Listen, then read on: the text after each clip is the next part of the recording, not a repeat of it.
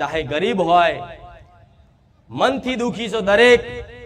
અને જે માણસ મનથી દુખી થઈ જાય, જે માણસ મનથી હારી જાય ને, એટલે જીવતો મરેલો કહેવાય. શું કહેવાય? આ દુઃખની વેદનામાં તમે જીવતા તો છો. બે આંખોએ જોઈ શકો છો, બે કાને સાંભળી શકો છો, નાકેથી સૂંઘી શકો છો, જીભેથી સ્વાદ લઈ શકો છો. પણ તમારું એ દુઃખ, તમારા મનનું દુઃખ શું છે ને, એ તો હું માતા જાણું છું. કે રોજ જીવતા મરો, ઊંઘો તોય માં યાદ આવે, ઉઠો તોય માં યાદ આવે કે માં ચારે સુખનો સૂરજ, સુખનો અજવાળું થશે. માં કૃપા કર, હવે તો હારી જ્યા. જે જીવનમાં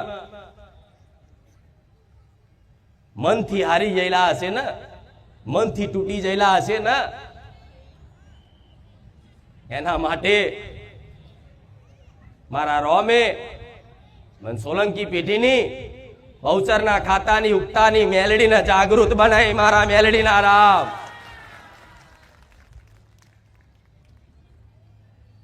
કે હારેલાને જીતાડું હે મેલડી, મરેલાને જીવનદાન આલું હે મેલડી. કદાચ મરવાનો છેલ્લો ઘડી હોય, કોઈ આરો કોઈ આશરો ના હોય,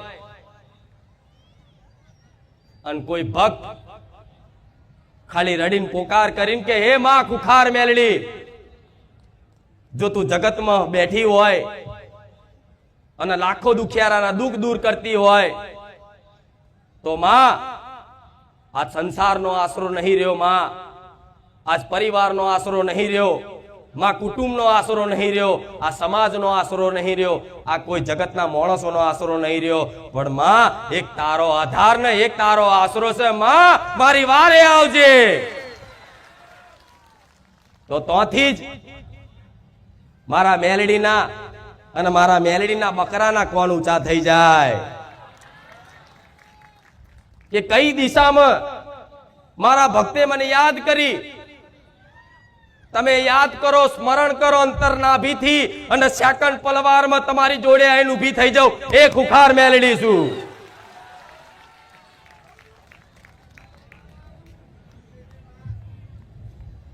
તો વિશ્વાસ રાખજો દીકરાઓ, સુખની કામના કરીને આયા છો ને, તો સુખ મારે પ્રદાન કરવું છે.